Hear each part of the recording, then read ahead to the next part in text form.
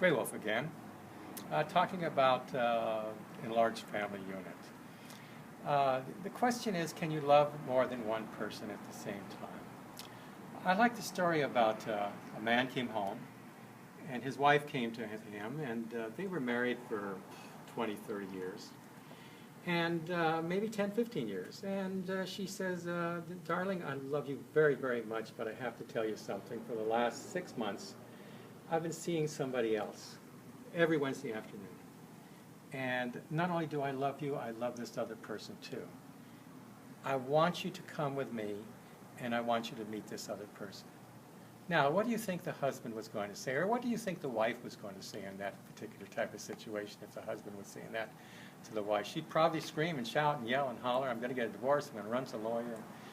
Well, this particular man said, okay, are you sure he really wanted to meet the guy to possibly beat the crap out of him? But she says, I agree. And so they drove together, and she drove up to a convalescent home, and she says, I want you to meet Charlie. And she came into the convalescent home and introduced him to Charlie, who was 85 years old in the convalescent home and very sick. Now, all of a sudden, he felt, well, that's okay. You can love him and you can love me too.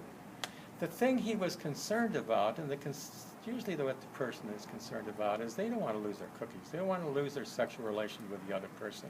And usually in the marriage relationship the way it is today, you want to be, or they want to be, the god of laws and rules, and they tell you how you have to behave and what you can do and how you can look at another person, if you dance with them, if you smile with them, everything like that. Well, that's silly. If you truly love a person and truly care for a person and are truly devoted to that person, that is the most precious gift that you could ever have. And the most precious gift that another person could give to you. But instead of recognizing that if, for instance, you are living in a family unit and an aunt or an uncle or a distant relative or even a stranger that might be older or something like that would come and live with you and help take care of the children and possibly help with the household and possibly help with the cooking and possibly talk to the children in the evening or possibly read a book or greet them home from school when they came home or anything like that, you've got what society says a family has been forever, which is essentially an enlarged family unit. I think with our society today, economically, we're going to be kind of forced into that same type situation.